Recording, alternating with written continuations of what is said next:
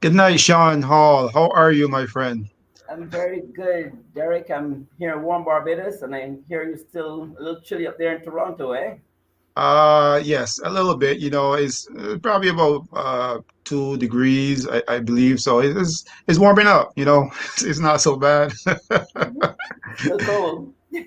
Even though I rather trade places with you, but yeah, we say it's warming up. It's good days ahead of us, and we're feeling good. Yeah.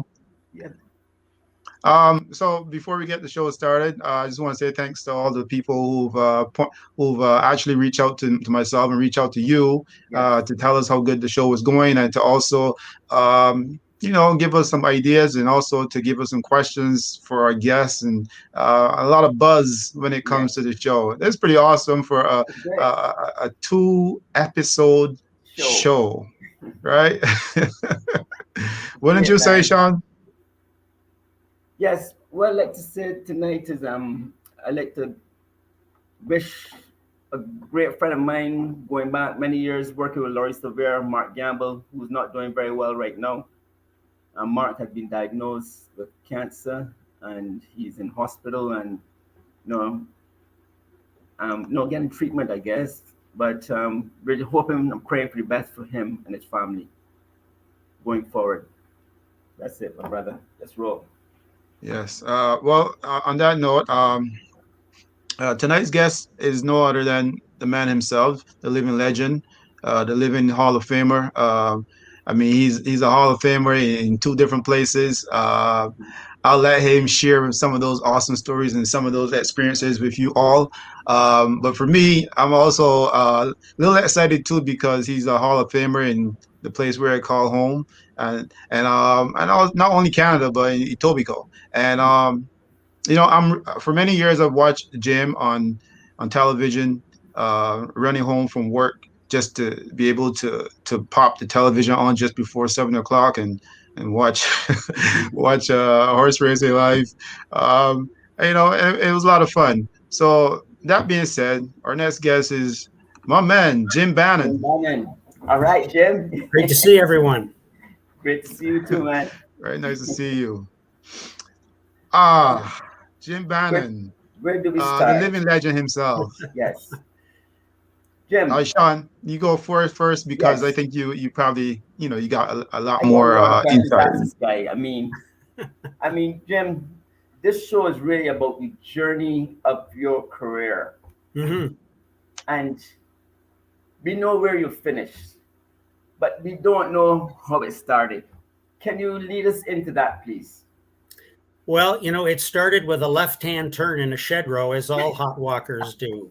And it was an interesting occasion. I'd come to the backstretch that day, looking for a job. I was to meet a guy named Jackie Hamilton, and he Yes. took me over to the barn of Art Warner, who needed some help, and Art Uh-huh. wasn't there. And then he said, "Well, I have another guy that needs some help, and that's Lou Cavalaris."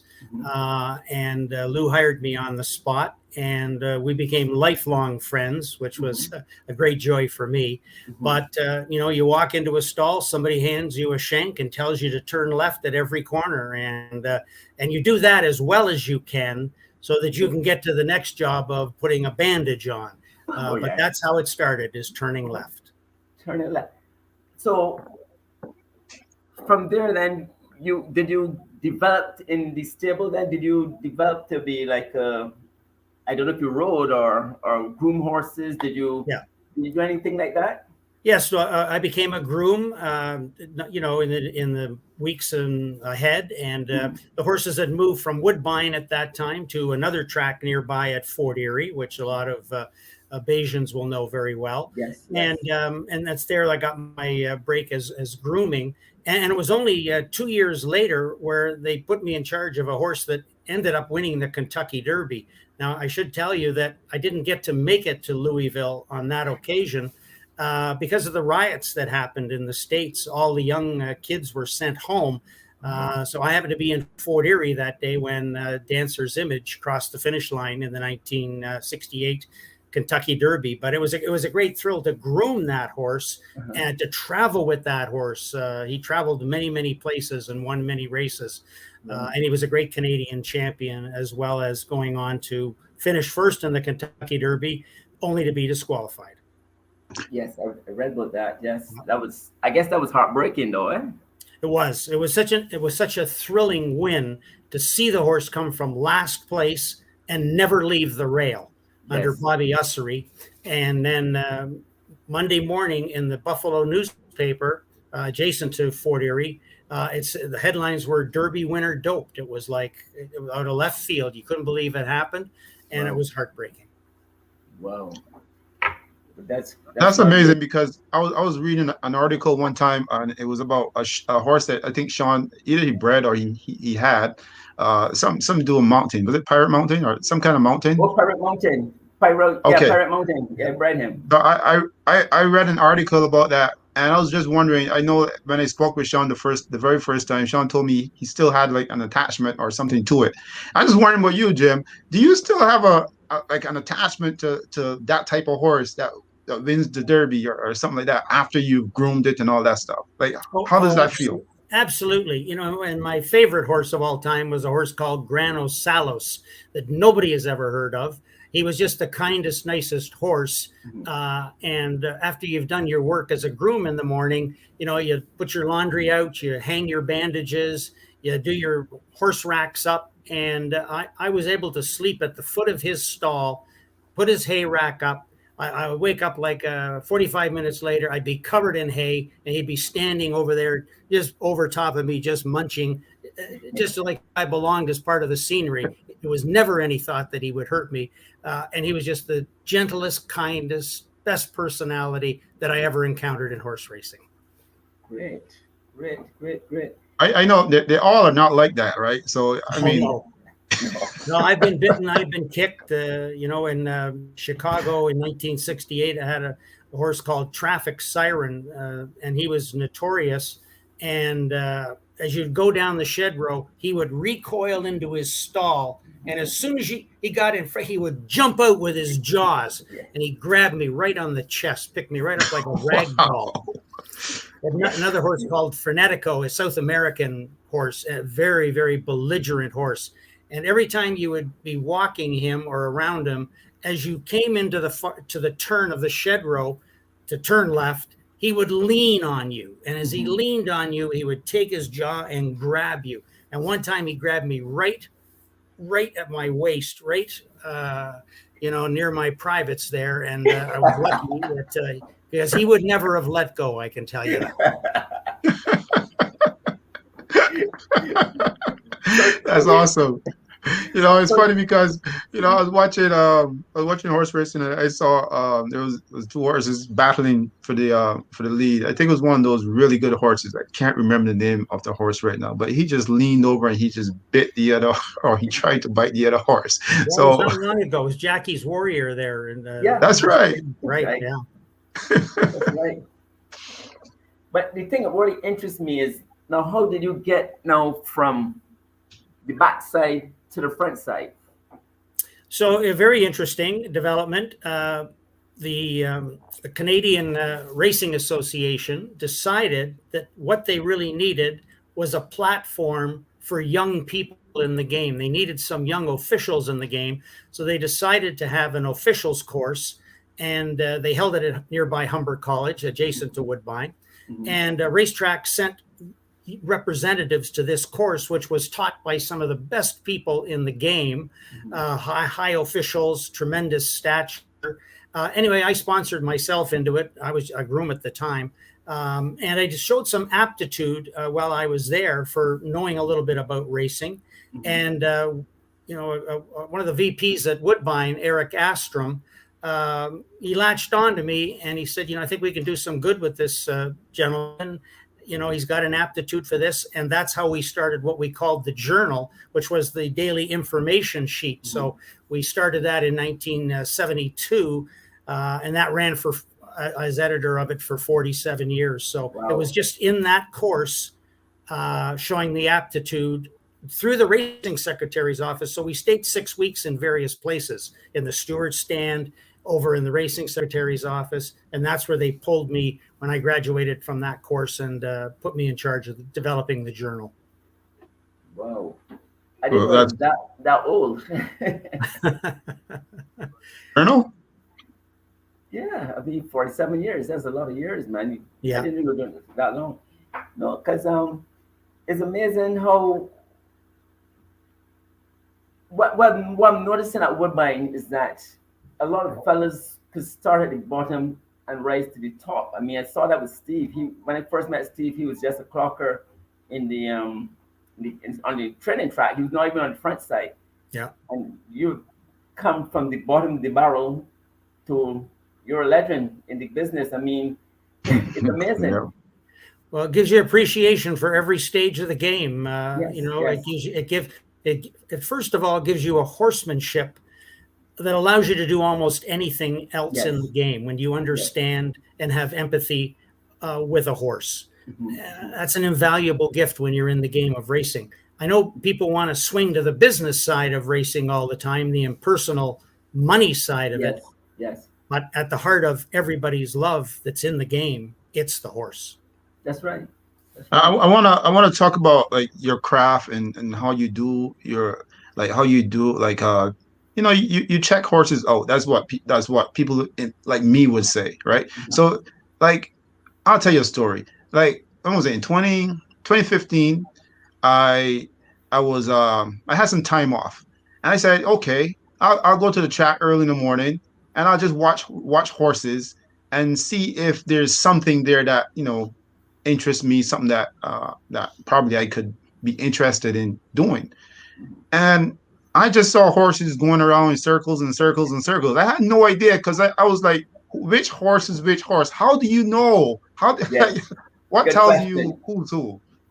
Well, the first thing that you want to know in identifying any horse is, first of all, what's the color of the horse, what are the marks of the horse, and if you didn't know anything else except the color of that horse, the marks of that horse, which means the star on the Mhm. face, the blaze, the snip, the color of the feet, the color of the coat, the length of the tail, and what time that horse came on the track, chances are you came back 7 days in a row, you'd see that horse 6 times and you begin to know who that horse was. Mhm, So mhm. then you have what they call a lookup system, a jockey club registry, and you can go and find horses there. Or you might look at a work tab and say, wow, this horse Pyrite Mountain had a very fast work. Who is this horse? Mhm. You can go to Equibase, or you can go to the jockey club site and look it up and say, oh, this is a 3-year-old getting ready for the Queen's Plate.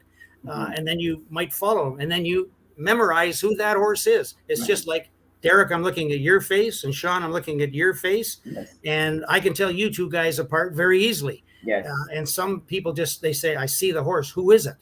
Well, if everybody knew who the horses were, it would be an easy game, but it's not an easy game. No, it's not. It's That's correct. true. I mean, there's one horse that I probably can tell you from far away. That's Pink Lloyd. I know it because it's such a big, broad horse. Yeah. Big strip in his face and a big white front leg. That's how Yeah. you Right. identify him.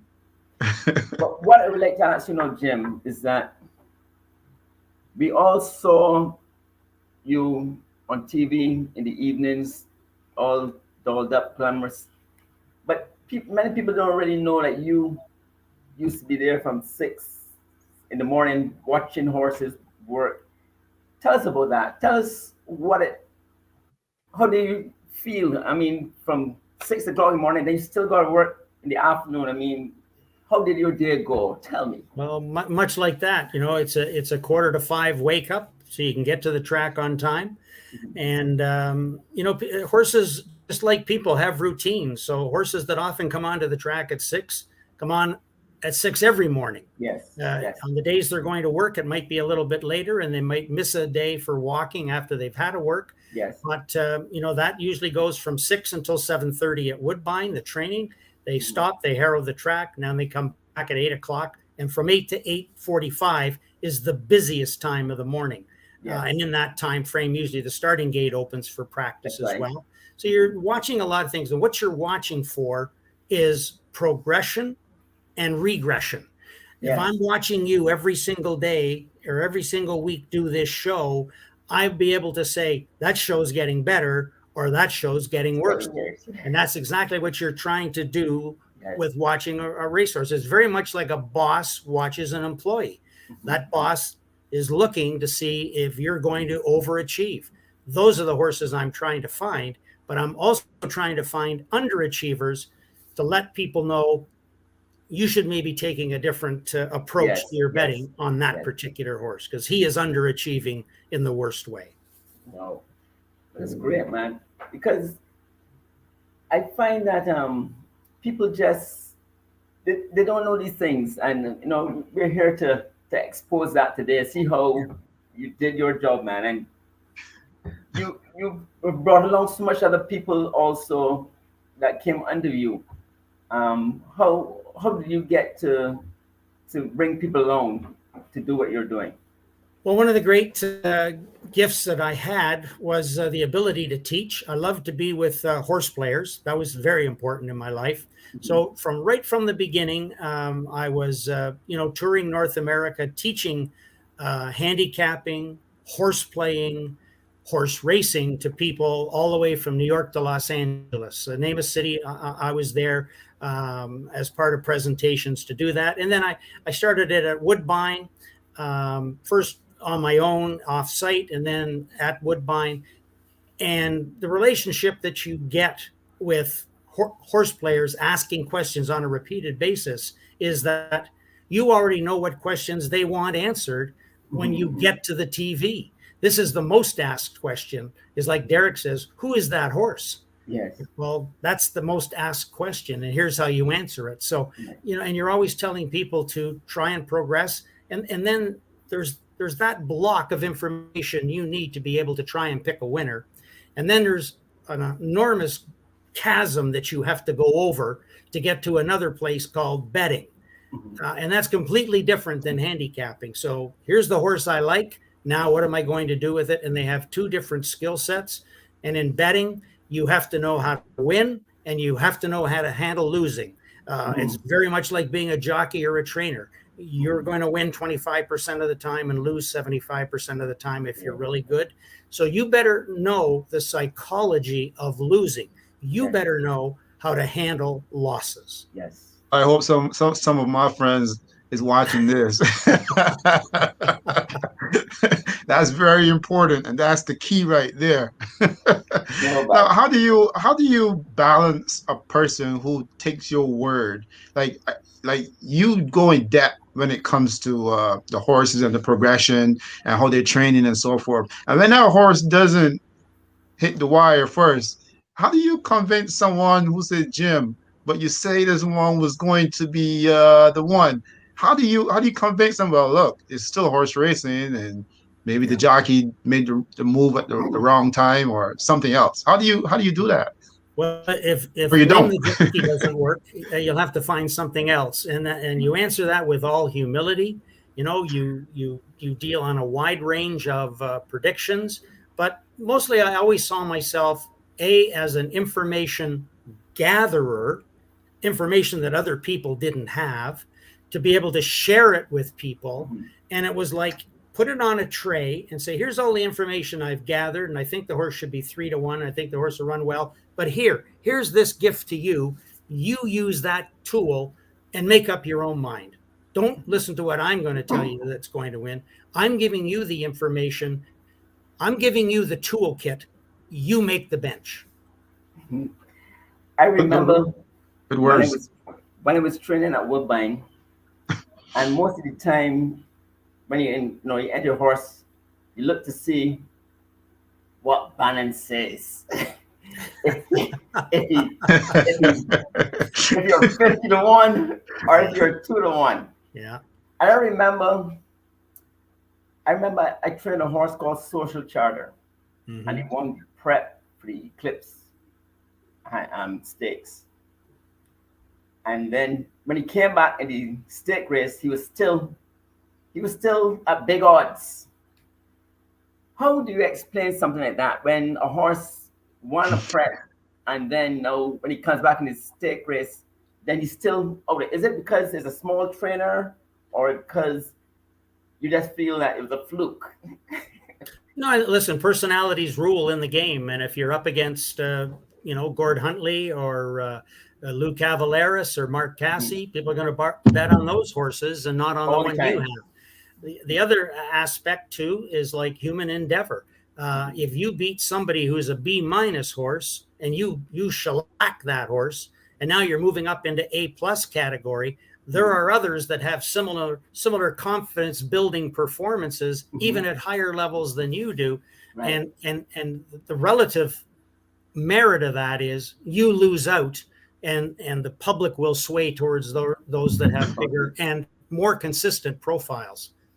Okay. I've always wondered about that too, Sean, because I see horses that are running so well, and then they just come into a field that has some really big players, and all of a sudden they it's almost like all the training that they did before it goes for nothing. Just forget about it. But the good thing is when Jim says, "Hey, look, it's going to be 15-1 or 20-1." Sometimes they do run like 15 or 20-1, so there is something there to talk about. Yeah, that's right. No, it's great, man. The other thing I had to ask you was, you go ahead, Derek, because So I mean, I completely for many horsemen, right? That who would have been around horses for practically most of their lives. If you weren't doing what you were or are doing, what else would you be doing? Fishing. You know what, Jim? Get me down to Jonah Jones's legacy fishing tours, and I'll be down there in a heartbeat. I saw some of your pictures with those big fish.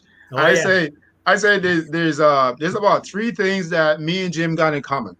Yeah. One, fishing, because I love fishing. I've always loved fishing. From the time I was in Barbados, I was just under 16 years old, and we would go out in the ocean and fish.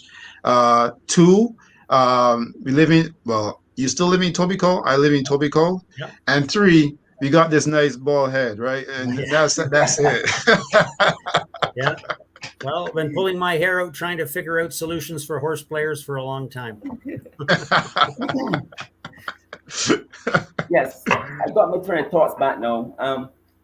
What's your thoughts of the riding colony? But mainly, I'm talking about Canadian riders now. There seems to be a lack of Canadians coming through the system. And what do you think is the reason why? Well, I think that we're just bigger people now, and I think that's why the island jockeys and the Latin jockeys are the future of the game, and women riders as well. You might have a small rider like a Justin Stein, but you have people even like a Ricky Griffith, who was a handsome, young, great, strong athlete when he came to Toronto, but he had a body that you could tell he was going to grow out of very quickly. The same with a jockey like Mickey Walls, a Canadian, icon. And so, the game sort of leaves them behind, and it leaves others of the stature of the Latin riders and the island riders, that thin torso like Patrick Husbands has, that's got strength and agility and athleticism. Those are the people that are dominating the game. And that's why I don't think Canadian riders and North American riders in general, they're just too big. All right. Now that we're on to our riders, what have you thought about our growth as horsemen since we've come to Canada? Man, Ricky Griffith and Anthony Husbands would have been the first to come in '87. I mean, of my generation, because you have guys like Winston Wilkinson. We have, as I told you before, Mr. Walton, and those guys came very early, but he didn't stay long. But now we have since the '80s, when a bunch of us came there, a lot of us didn't leave. We're still there. Our children are in the business now. My daughter works with Mark Cassie. And tell us, what do you think? Have we really upped the level of races at Woodbine? Have we helped? What? Tell me. I'm impressed. I'm impressed by their work ethic. I'm impressed by their success rate. We were having jockeys from the islands come to Woodbine as far away as the 1950s. Don't forget Avelino Gomez. We would consider him an island jockey. He came from Cuba. And, and he was very much around when I was around. Rode many horses that I groomed, including Dancer's Image when he was winning here in Canada. And I mean, look at his stature and his stats; they were phenomenal. Here's a guy that was pushed off the island of Cuba, fighting and screaming, losing his property, and he banked somewhere in Ohio to ride for a while. Then he came to Toronto, and he really developed as a rider to a point where not only did he win 4 Queen's Plates and get into the Canadian Horse Racing Hall of Fame, Canada Sports Hall of Fame, the United States Racing Hall of Fame, but he holds all the records, and he's an icon. Richard Dos Ramus, another one, an island jockey, friendly and as beautiful a guy as you could find. Did great things for Roger Attfield. Rode in the biggest races, Thornfield in the International, Ben Burb upset the Ali Deed in the Prince of Wales. I think of those guys early on that came that really lifted the sport, and it just keeps coming. So, you can put Ricky Griffith in there. You can put Patrick Husbands in there. You can put Emil Ramsamy in there, John O'Jones in there, and just keep going. George Hosang, what about him? Love George Hosang, one of the great speed riders of all time. He hooked up with either Mike Silvera or Laurie Silvera or Earl Lim, and they were dominant. He was popular, and he was good. And he not only won at home there, he won here with great regularities. He was a dominant rider in the 1980s here. Yeah. You know what? I gotta ask you, and you both of you are like well versed in horse racing, and a guy who was skilled on the horse, a guy who has a little bit of knowledge of riding and so forth. Does that help a jockey really win races going up against like powerful speed horses that you think is unstoppable? Because like you'll see these guys who you wouldn't think these horses will win, but you put a good jockey on the horse and somehow he may not win, but he may just miss the wire. Like how does that happen? Like are some jockeys really smarter than some other jockeys, or is it just the horses? No, I think they are. I think they have better tactics. I think they have better confidence. Whatever sport that you're following, whether it's the Super Bowl or whether it's the National Hockey League, all the stories are about getting their confidence back. Like Edmonton Oilers had to fire their coach yesterday because a lot of the players didn't have their confidence back. This is what happens. So it happens with jockeys, and it obviously happens with other athletes. But with jockeys, you have to have confidence in your own ability and your own decision making that'll succeed most of the time, or a high percentage of the time. And when it doesn't, you can look at yourself retrospectively and say, I had a flaw in my strategy and I'm going to have to fix that. And you have to do it with humility. You can't do it with a swelled head. Well, you know what? I know, like, Sean and I, we talk about this a lot. And we say, how does jockeys from Barbados, the islands, like, how do they elevate themselves from just an ordinary jockey into like a superstar jockey? Is it what they say after winning a race, or is it how they conduct themselves? Or is it the work ethic early in the mornings? Like, what actually propels a jockey to get on good horses? Well, I think with the situation you're talking about, first of all, it helps if you've been riding at the Garrison Savannah. I love that little track. I've been there. And, when you can ride effectively around that track, you get to a bigger track, your way around a corner. And, you just have to learn a little bit of other skills such as pace and positioning in a race. But I think you get a wonderful start when you ride on a small track like that. The next, you get to ride with better riders than yourself, and you learn from them. And if you don't learn from them, shame on you. And then you come to know that some riders are better on speed horses, and some riders are better with come from behind horses. Like we had phenomenal athletes as riders. Like Patrick Husbands to me is a phenomenal athlete. Reminds me of Sandy Hawley. Sandy Hawley is the best athlete I've ever seen ride a horse, period, in all my life. And he had been on a wrestling team prior to becoming a jockey, and he made horses move with him. He got in such a tremendous rhythm. And he was a good rider in Canada. And then when he went off to ride in California, he would tell me, I come to the top of the stretch. Shoemaker's on my right, Pinkai's on my left, Delahoussie's right behind me, and you win those races. You know you beat somebody, and that tells you that you've got confidence and you're good. And when he started riding, he didn't have that concert of riders all around him. He had other types of riders that weren't nearly as good. So you prove yourself against the best and you graduate into the best. It's like the story of Eurico Rosa da Silva now. You know, he took a while to get going here in Canada, and he became a 7-time champion. And if you talk to Eurico, you will know that it was his confidence in his own abilities that propelled him each and every time. And if he thought he wasn't good enough, he made sure he got better the next time he rode that horse. Interesting. But I'd say something before we go any further. I've learned, I've gained more respect for you on what you just said about Barbados racetrack. Because no, I've been saying that now for a long time. Because a lot of people talking about shutting down the garrison. But I said, if they shut the garrison down or if they find another racetrack, make sure they keep that track for training our riders, because it's the only thing that has us keeping with the international level of riders from leaving the garrison. Yeah, being a jockey right in there is skill. You gotta have some skill to get around that. Sometimes you're going around there 3 abreast, you're like sardines on top of one another.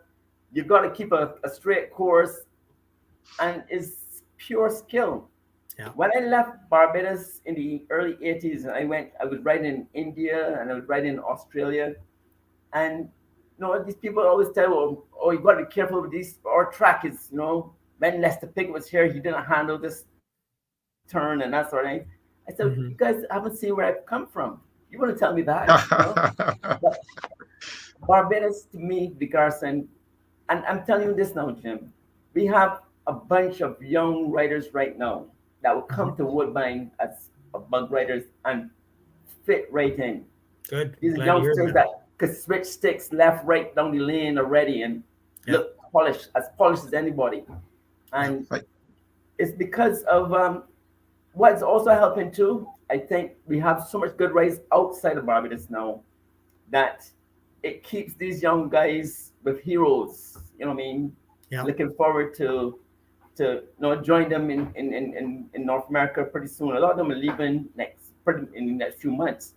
But I agree with you 100% of what you just said, man. I didn't realize you were paying attention that closely to Barbados. Yeah.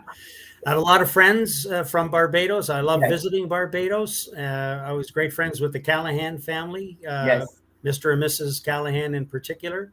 And I really enjoyed it. And of course, I love the English influence that you have there. I know Sir Michael Stout very well.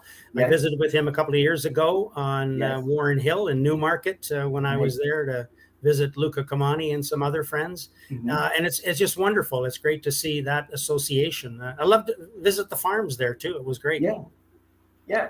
Well, I saw some pictures with you in Barbados, and I was like, oh, I didn't realize Jim was connected to Barbados in that kind of manner. But, it was pretty awesome to see. And when Sean touched on the Garrison Savannah, I was going to ask you, like, how does that compare on a big day, like Gold Cup Day or some day like that? And you see, like, the fans who are, like, the heads are, like, leaning over the rails, and the people on both sides of the track. And, like, for me, sometimes I get dizzy just watching the horses go around and around. And I'm like, how does that compare to North America? And what do you see that can be improved, if anything at all? I mean, what do you think that some of the things that probably could be tweaked just a little bit? Well, having watched the Gold Cup there, it's culture. It's culture, and you're close to the horse, and everyone has someone there to identify with, whether it's a cousin who's a jockey, an uncle who's a trainer, a brother who works there. So I think it brings that community together, and you can see it just hovering around the smaller racetrack, that everybody wants a good angle of what's going on. It's almost like the racetrack in Siena, the square there where they have the race every year in Italy. Everybody knows somebody and wants to be there. North American racing is more genteel. It's a more stand back. It's more of a camera sport.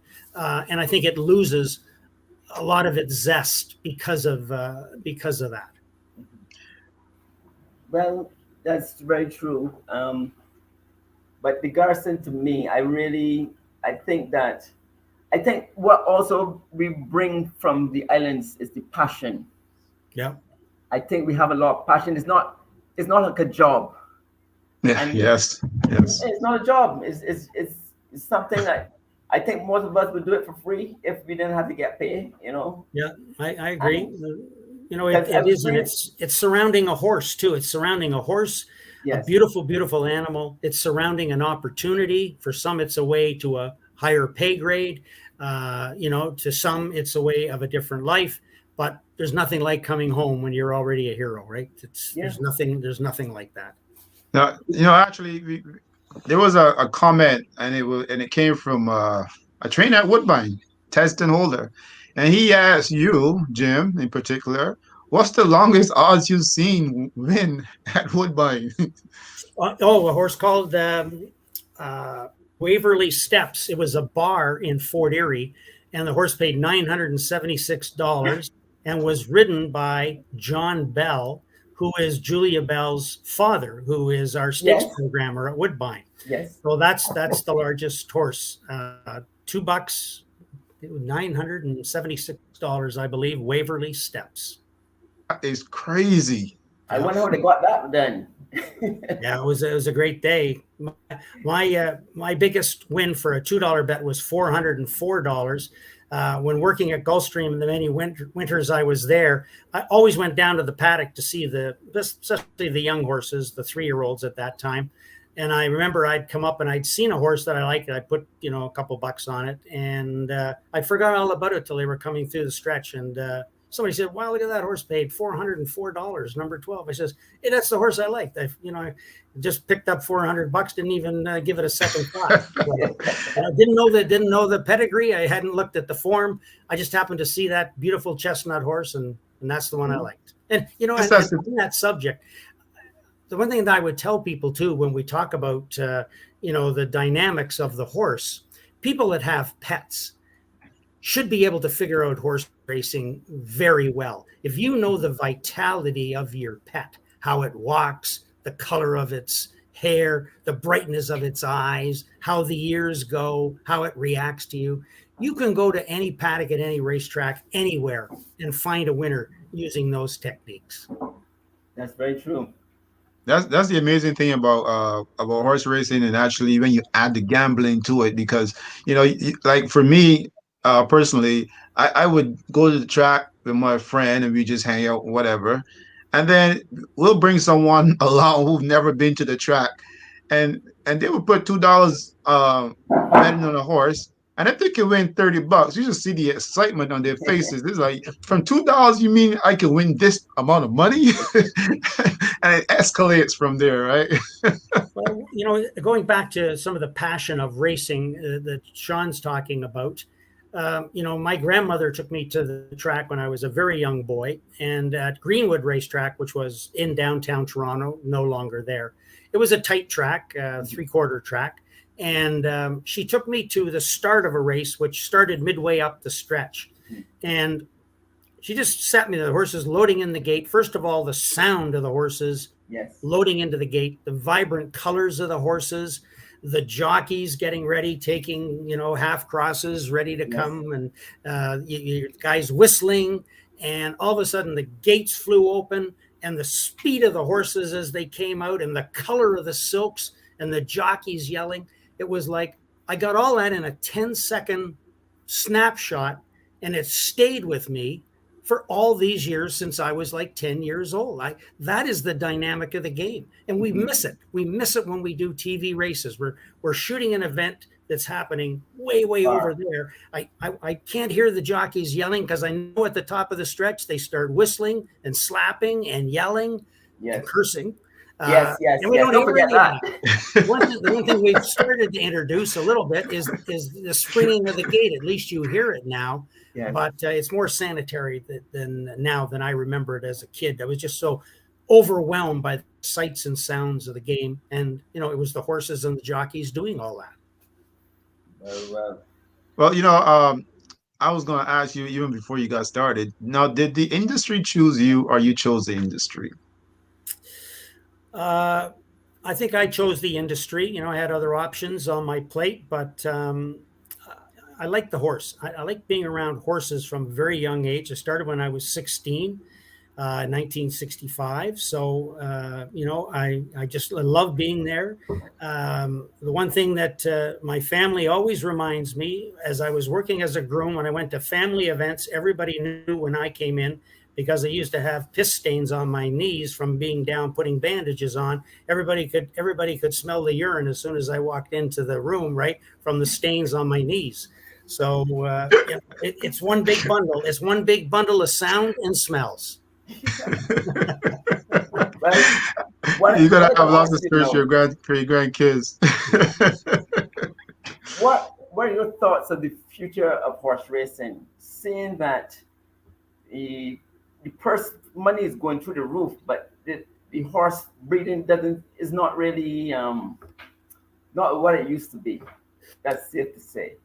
Well, no, the Liberal government, the provincial government, the Liberal government Ontario ruined racing when they canceled the slots program, and so rightfully so. A lot of people got out of breeding, and it's only the love of the sport that made people come back. The money that the industry in Ontario was getting, 15 years ago, was maybe 4 times what they're getting now in support. And so it's the love of the game that's propelling it. So you can see that in the old days, when I was a kid, we raced 210 days, and now we're racing like 110 days. And that's where the game's going. There are a certain group of people who love the game so much that it will continue. There is no question about that. Might continue on a smaller scale, but racing at Woodbine is a big deal. Racing at Garrison Savannah is a big deal when you're running races like the Gold Cup and the Derby there. Very important. So I would say that as racetracks survive and others like Arlington Park go away and Hollywood Park, who could ever thought that would happen? There is a consolidation of excellent racing at fewer and fewer tracks. So the New York Racing Association has gone big time. California has gone downhill a little bit. They're going to have to rebuild. Kentucky racing has really gotten good. Ontario racing has stayed very, very good.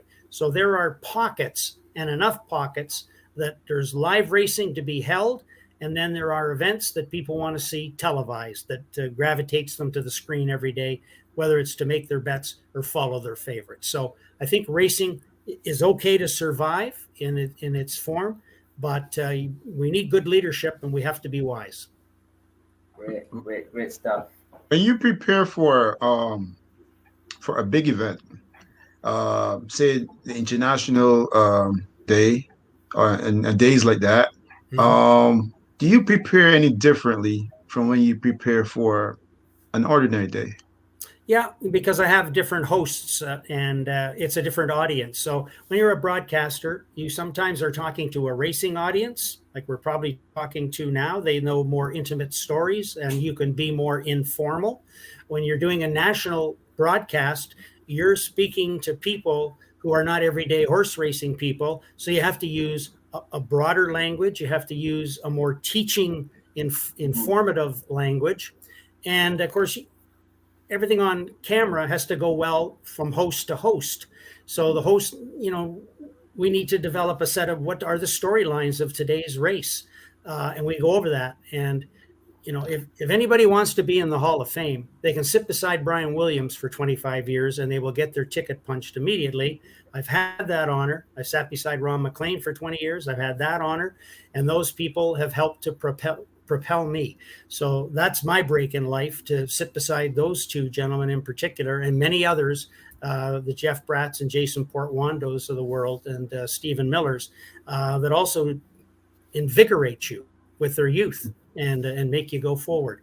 But yes, it's the audience that you speak to on that occasion that needs to adjust the content. That makes me smile because you mentioned Jeff Bratt. Has Jeff ever picked a winner? Jeff is like many people. First of all, you start with the person. There is no greater person than Jeff Brad. He has the winningest personality, like Jono Jones used to have, like Richard Dos Ramos used to have, like Ricky Griffith used to have. He's just a wonderful human being. What he does in racing, and he puts as much effort into everyone else. Now, he's not a horse person. He's not a horse man. He didn't come to racing through that. He came through the love of his dad, as I did, and my grandmother as well, and I'm sure you guys did as well. Mhm. So he tries hard, and his best buddy on air is Jason Portwando, and they serve up an entertaining dish, whether they're right or wrong. Who was your biggest, other than Luke Cavaliers? Is anybody else, especially when you got to the other side of the business, who was the person you looked up to? Well, we lived in an era where things were pretty strict. When I was working at Woodbine, of course, E.P. Taylor worked at Woodbine, and it was a thrill. It was a shiver to get in the same elevator with E.P. Taylor just for 15 seconds and ride 2 floors. I mean, here's a guy that put Canadian racing on the map. Yes. I looked to Queen Elizabeth as well, and the Queen Mother. I had a great opportunity to visit with the Queen Mother along with Brian Williams before we did one of the Queen's plates. We talked to her at length. It was phenomenal. Yeah. And I've been on hand to broadcast many of the Queen's plate at which the Queen herself has visited. I spent a lot of time at the racetracks in England and France and Ireland, Italy too. So, I'm always have great people that I admire there. Luca Camani is certainly one of them. Sir Michael Stout is certainly another. And I look up to those people, and they help propel me. When I was here, Avelino Gomez was certainly someone I looked up to. Back in 1966, Gomez from Cuba and then became a Canadian citizen, led all jockeys in North America in 1966. And he did it with a 32% win percentage. Wow. He won over 4,000 races and over a 24% lifetime winning average. But that year, 1966, he rode many of our horses. And of course, he was at the top of all riders in North America, and the highest winning percentage ever. Now that went hand in hand with Lou Cavaleris, the trainer for which I was working, also being the leading trainer in all of North America that year in wins. And they, combined and rode many of those horses. Now, another contemporary person that I look up to is Sandy Hawley. Sandy Hawley is one of the greatest gentlemen on this earth, humble, likable, Yes. tremendous athlete, full of achievement, but just a likable guy. There's nothing wrong with just having a likable guy. And that's, to me, Sandy Hawley was all class and never ever let his achievements go to his head. I remember him on Wednesday nights, and he was always good at that. It was always cool listening to Sandy Hawley. And then when I researched Sandy Hawley during that time, I realized that Sandy Hawley won a Gold Cup in Barbados. Is that true, Yes. Sean? Yes, Choo Choo Royale. That's amazing. I'll never forget that. He came to Barbados and he won that. It's typical Sandy Hawley. He just got the job done. Yeah. But what I want to ask you, because you said something just not touched me, about Avelino Gomez. How did that day when he fell? What did that do to you when he died? I mean, it must have been heart wrenching. It was, and it was a late developing death as well.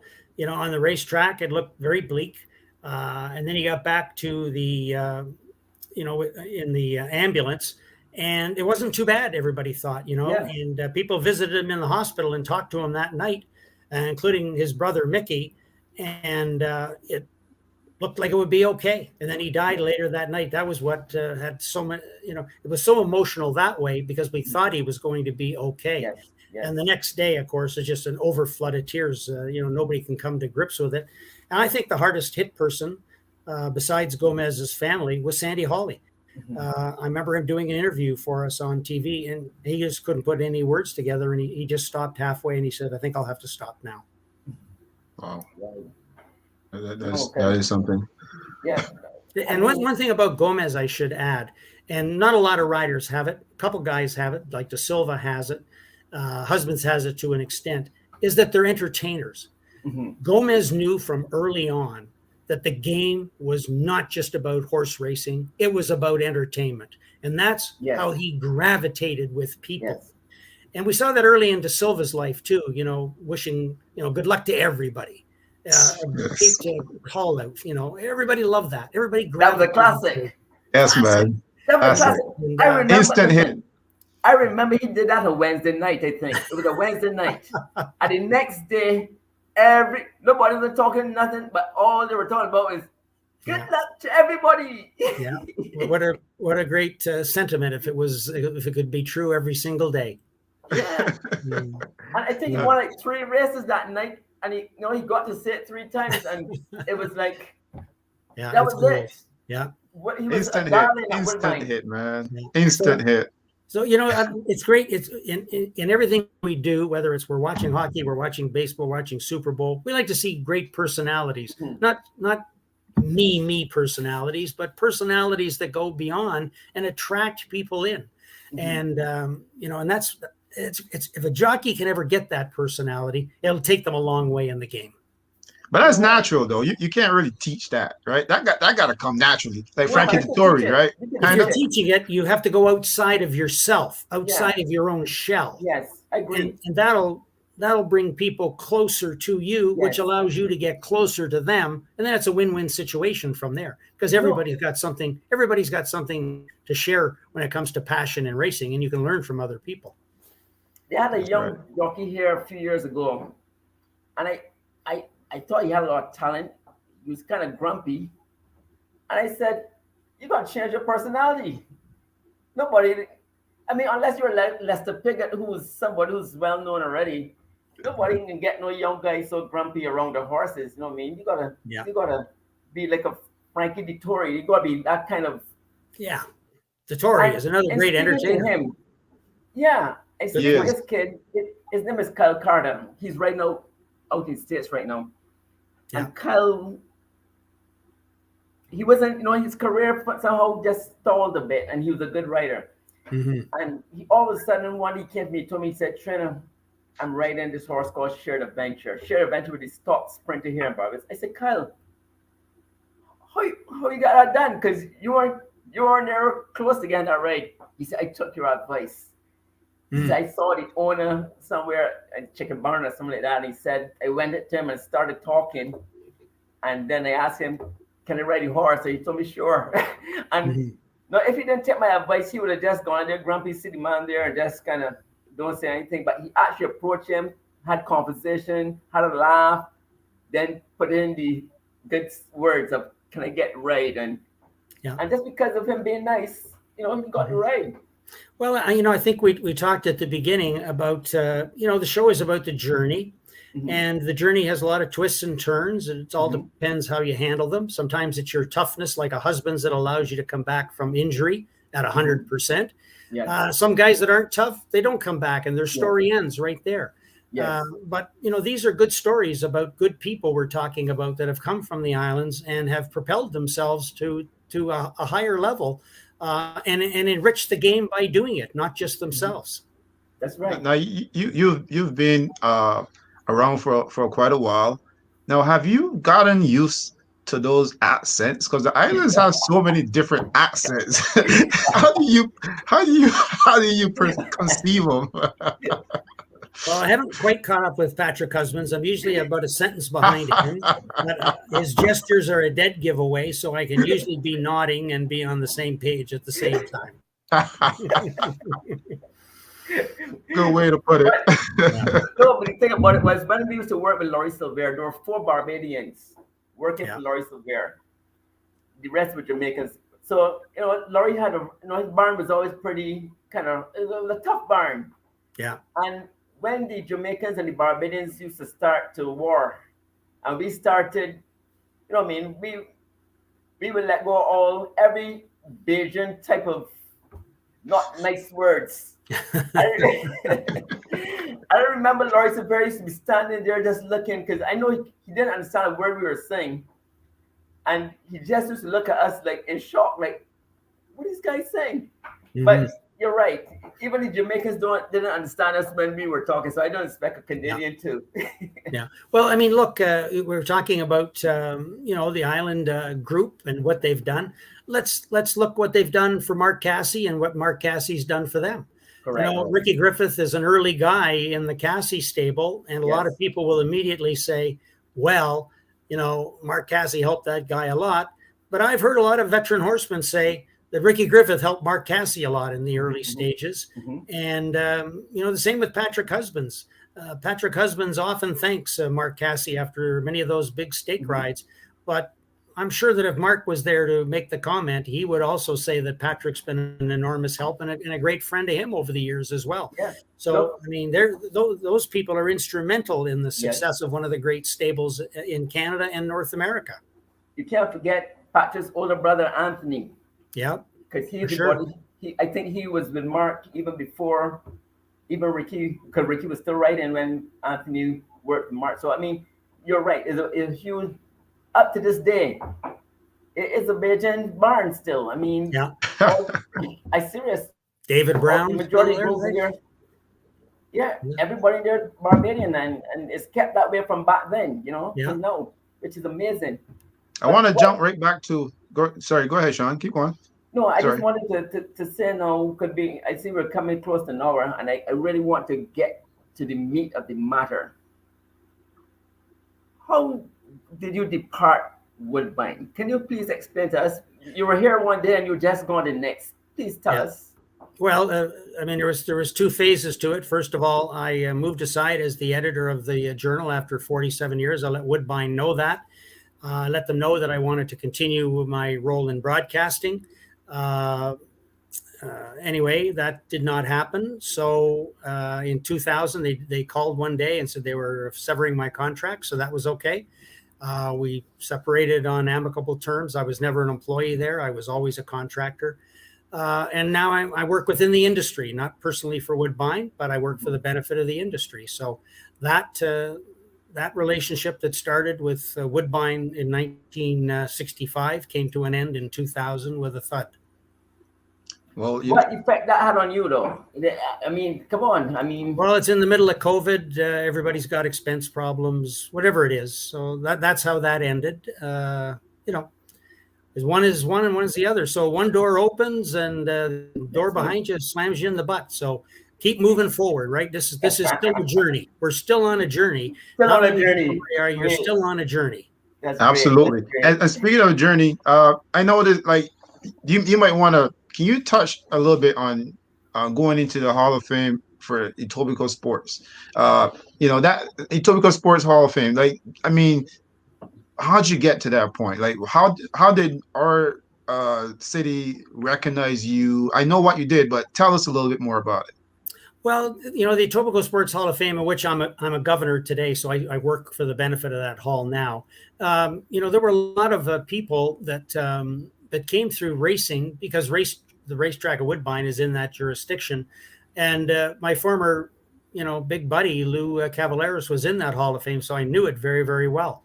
They're not looking for people that are just hockey players. They're looking for people that are community builders as well. One of the things that I did for, over 22 years is work with the Out of the Cold Foundation. That's for the homeless people. On a Sunday night, we go in around 10:30, work till like 3 a.m, and make sure that, the homeless had a place to sleep. They had food. They got a haircut. And one of the guys that used to come in and help me was, and this will surprise you, was Rico Rosa da Silva.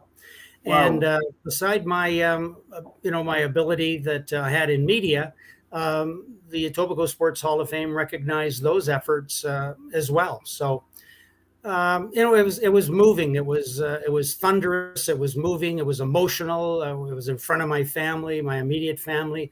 A big crowd from Woodbine came that evening. They put them way at the back of the room. I remember that. And as I told the people, why they've placed this group so far away from everyone else will become more apparent as the drinking goes on. But great support. It was very inspiring. And in the Canadian Horse Racing Hall of Fame, for which I also, do voluntary work to this day, it was staggering. It was staggering because of the people that have been there before me, and I've been the host of that ceremony for about 26 years now. So many of the people that I most respected, I was able to induct them into the hall, literally from the podium, and to have my chance to do it was again humbling. I had an enormous group of people there that night. Most of the people thought they were coming there to support me, but I gathered them there because I wanted to show them off as role models in my life. There were brothers and sisters. There were people like Brian Williams and Sandy Hawley that had won Orders of Canada. There were hockey players. There were politicians. And they might have thought they were coming to support me, but I brought them together to thank them. Fathers, mothers, brothers, sisters, community builders. That's awesome, man. That's awesome. So I guess with tying all those things together, it all makes sense, right? I mean, like when you do good in the community, somehow it shines and it comes out, right? People appreciate it, you know. Mhm. So congratulations to you again. I said this before we started the show, but congratulations to you. I know it's been a little while now, but congratulations. I've never met you before until tonight, so congratulations. Well, we live in the same area. That's right. Glad we get together. That's right. We should. One Coffee more or question something. to ask you here, in light of what's going on with Bob Baffert and those kind of stuff, do you think they should have one governing body to deal with rules of stuff like what he's going through? Yes, I do. Yes. And this thing that's coming with HISA is a great innovation, I feel. But the fact that they didn't get the U.S. doping agency involved is a bit of a drawback. I thought that was, a bit of a drawback. So, look, the horse is the horse. We need keen and durable and well cared for athletes. So they need therapeutics when they need it.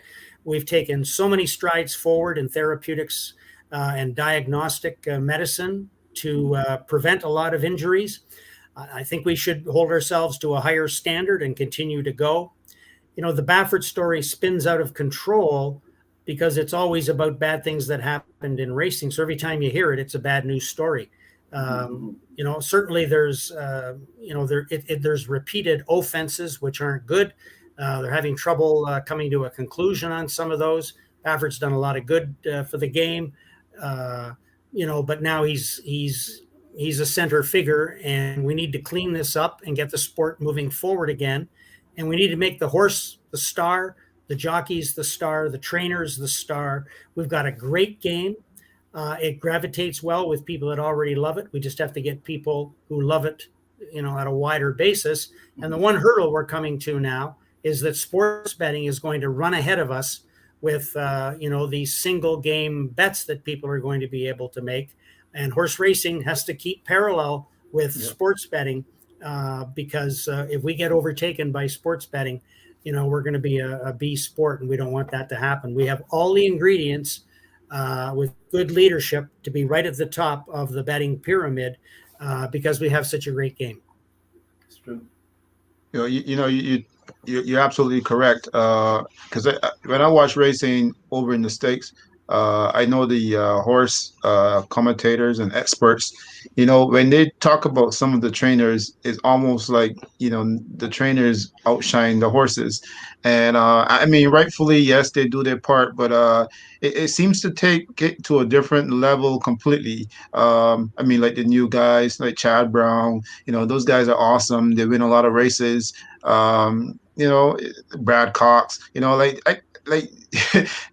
I get excited myself watching these guys because the way how they talk about these guys, it brings some type of stardom, and of course the horses can't talk, so these guys are talking, and it's good, but you're right, you got to start making the horses the stars again. Well, they're athletes. We keep forgetting they're athletes. That's what they are. Just they're a pure, beautiful athlete. And again, anybody that's got a pet at home that's in love with a pet should be in love with a horse, because a horse is just a dynamic animal. To see it in full flight, there's just nothing like it. You go to the racing in Europe and you see those big fields, 25, 30 horses Everybody making it around on the flat, nice and easy. It's a great sport there. Even horses that are 18th come back the next week and run 7th. It's a big improvement. They're doing it for the love of it. Horses made to run, and we've got an opportunity within our game to let them run. Let's do it therapeutically well and give the horse a break. Absolutely. There was someone who posed a question to you, Jim, Yeah. and someone asked you a question, a three-part question, and they want to know what's your favorite, who's your favorite jock at Woodbine, and your favorite horse at which decade would you say was your best or favorite at Woodbine? Well, certainly Secretariat, and that goes not only from seeing him race, but I would say from seeing him in the morning workout. He had a morning workout before he started at Woodbine because the unique nature of the turf course, then you had to cross over the dirt track. And so they made Secretariat work one morning. It was extremely foggy and he had to wait and wait and wait. But the length of his stride was just enormous. It was like when he went once around the track there, he lifted the fog. He was that fast. He just swirled and disappeared. So Secretariat certainly was phenomenal. As for favorite riders at Woodbine, I like a lot of them. I'm a big Husbands fan. I like Justin Stein. He's got his own style. I love the determination of Emma Wilson. So, I've got lots of favorites there. Good. Well, I hope that makes someone happy. What about the young guys? Who do you see as the younger ones now coming up? Because there's quite a few that could actually take the sport or not take over the sport, but take it to another level. Once the older guys kind of sit back. Yeah, it's interesting, So we're either looking for an island rider to come through here, or we're looking for a Latin rider to come, or even a lady rider to come. I haven't seen many at the lowest level just yet. It seemed, we had a vacuum there for a while. We had Emma Wilson and Corey Fraser, and before that, Mickey Walls. We had a great rush of them, and then it was quiet for a while, and I think it's quiet at the moment. So, looking for someone to come out of the blue, but I don't see them just yet. Oh, I see. Okay, well, that's fair. I guess in this business, you gotta have that determination, that stamina, and that drive, really, and the passion also to continue and to be successful as, say, like Patrick. Like these guys, there's a lot of years under their belt, and that's a lot of horses that they sit on. A lot of early mornings and a lot of late evenings and stuff like that, right? So it has to have some kind of determination and the stamina, substance to actually ride. And by the way, I really admire jockeys because they're like the tiniest kind of people in a respectful manner, but so strong. Yeah, and you need a break in this game. You can't walk in as the 14th best jockey and have Patrick Husbands and Hernandez and Stein and everybody else on all the good horses. What horse are you going to ride, and how are you going to beat them? You need a break somewhere. You need someone to recognize potential in you that'll give you a mount, whether it's 6-1 or 16-1, that's actually got a chance when somebody looks up and says, wow, did you see that guy ride that horse or that girl ride that horse? That horse had no chance, and the horse finished second at 16-1. I'm going to watch that rider. I might use that rider. I've got a young filly in the barn. I might put that rider on. I think that rider will suit that horse. And that's the break everybody needs. Patrick Husbands, when he came, he was at Fort Erie. It took Tom Patton to really discover him at Fort Erie and bring him over to Woodbine. When Milram Sammy came, he was riding at Fort Erie. And I say Fort Erie for those who don't quite know. It's a lesser track than Woodbine. Very, very good racing.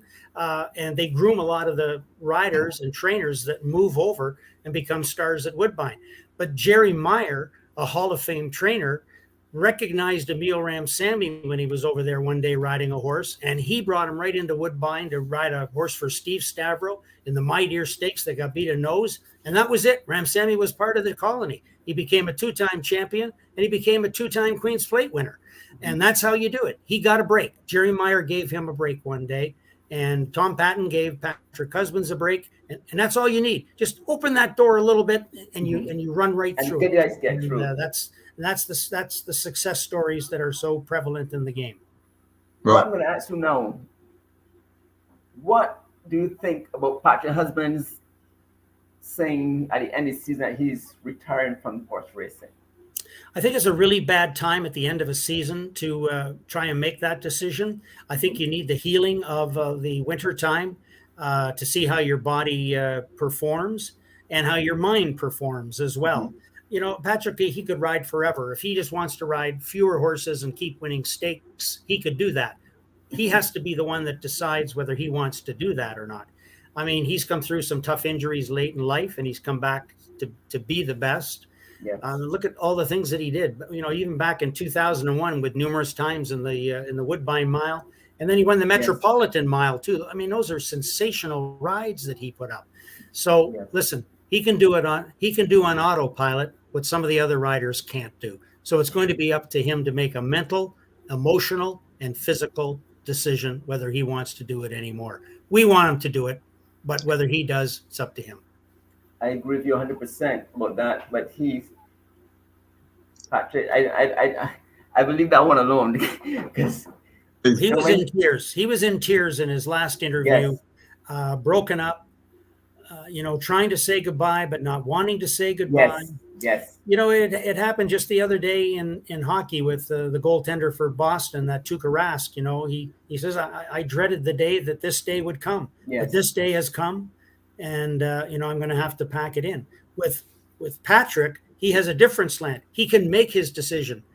And who made one of the greatest decisions? Eurico da Silva. He walked away at the top. Yes. That's hard to do, and Patrick can walk away at the top as well. Yes. It's just whatever you want to do. Yes.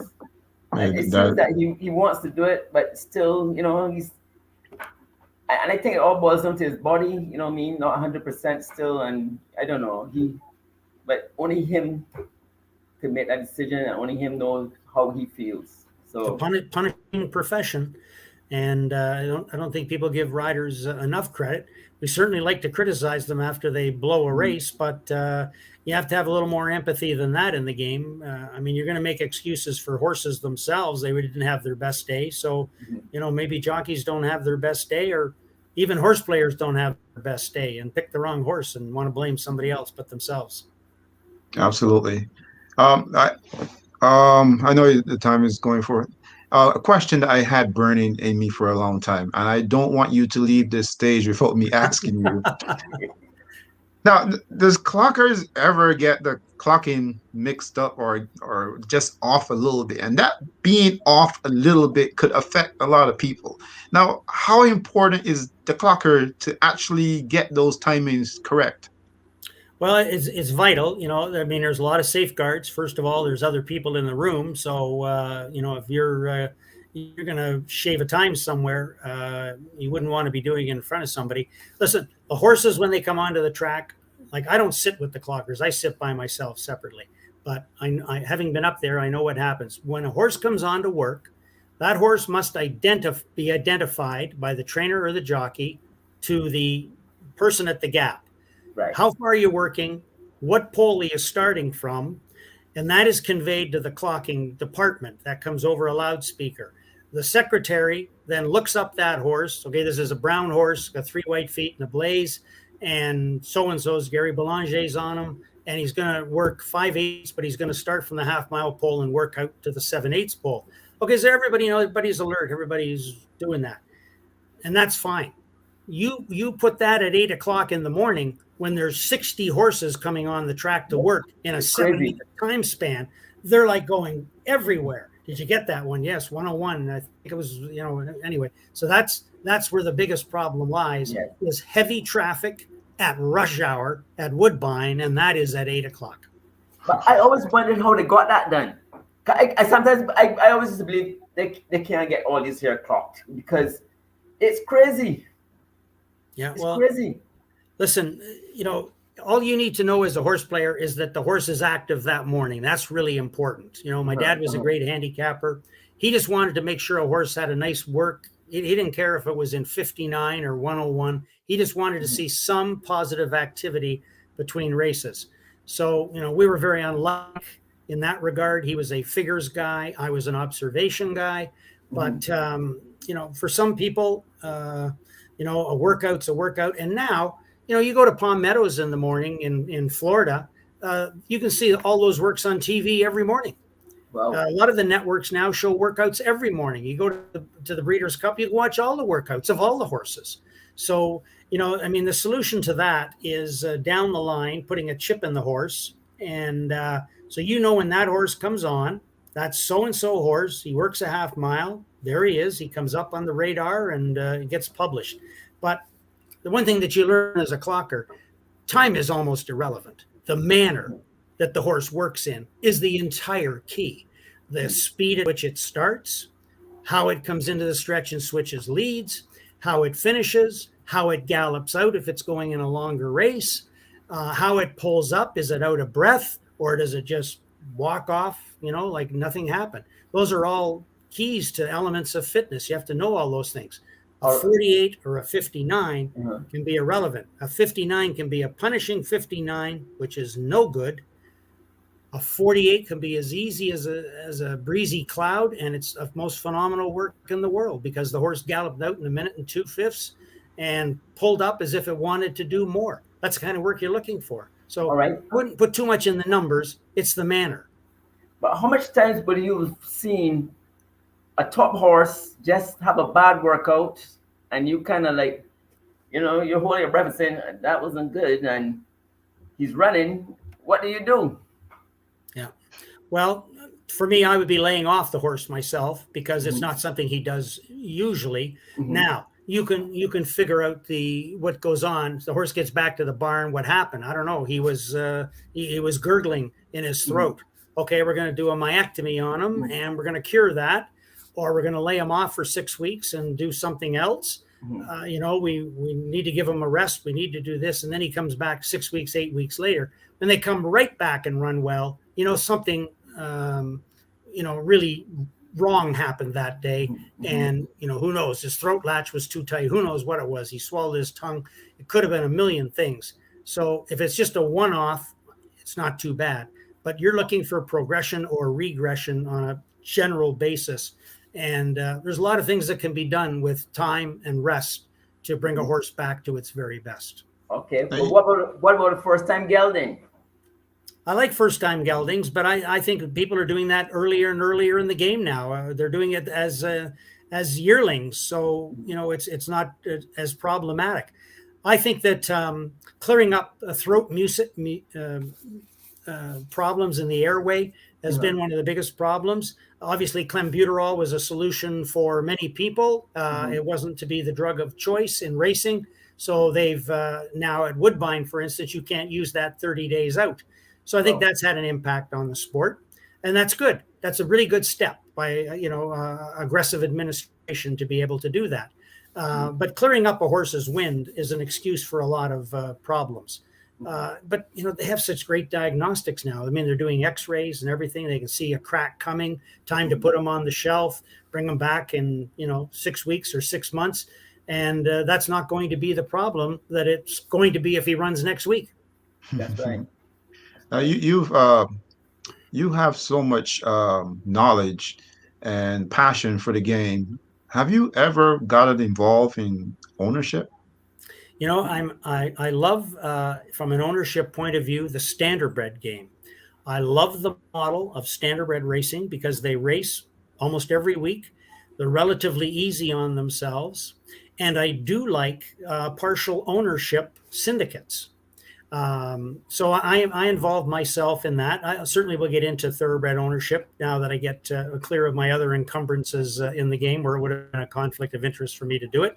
But I love horse ownership, and right now I'm enjoying it at the standardbred level, but I'll be in thoroughbred racing in no time. Boy, Jim, I'll tell you something. I worked with the standardbreds one season, a winter. I didn't go to Florida. I was hurt, and I decided I'm going to rest the body. And I got a call from a friend of mine, Kim Spears. She called me and said a friend of hers who was a standardbred trainer, all his work, his name was Norm. He was north of Woodbine, not far. Mm-hmm. He said all the staff walked, and he was just him there and 25 horses. If I can help out, you know what I mean? She told me she just need you to help muck some stalls. Yeah. I pay you cash. I said, Kim, I hurt it. I said, all right, I'll do it. Jim, I tell no lie. I went there first day, doing all the stalls. And when the stalls were finished, I was like, well, this is easy work. Then he told me, he said, I'm Sean, are you ready? I said, I'm ready to do what, Norm? He said, come on, Sean. If you could ride them, you could drive them. You can jog them. Yeah, that's right. And that's tough in itself. Pull your arms out. I just loved it though. I did it, and I called Barbados because my main man Stephen Walcott. Yeah. I says I said, Stephen, what are you doing right now? He said, I'm not really doing nothing to already. I said, well, you don't. I think you should come back. So this now, like in the middle of January, he's not coming back till the end of February. Yeah. I said, I'd like you to say, I think we could do this thing, man. Yeah. And he came back, but it was something that I really enjoyed. I was thinking that I was going to be the next big driver at Mohawk. Yeah. Well, it's a lot of horse ownership's a lot of fun. As I say, that fractional ownership, you can own 1% to 99%. Yes. You can get involved for not a lot of money, and I don't care. You know, I've owned standardbreds for 10 or 15 years now. Winning a race is winning a race, and there's just no such joy. It's just overwhelming. It's overwhelming. Man, it was the greatest thing ever. I said I'm going over to the dark side because for all the years I was at Woodbine, I never ever had an interest in the harness. Yeah, that's something. I never ever looked in that direction. Mm-hmm. And then here I was behind this buggy, and because I was an ex-rider, I know it's all in the hands. I learned that quite early, that once you have good hands to balance a horse, and you know you can feel it. And I just said, I don't want this thoroughbred thing anymore. I'm going standardbred first. But when I found out how long you had to take to get a driver's license, oh yeah, reality. Set in. I thought it was just, you could come and just do this thing and be good at it, and it was like a 4 or 5 year thing to get to that level, and I was like, yeah. So before you go, Jim, what's next for Jim Bannon?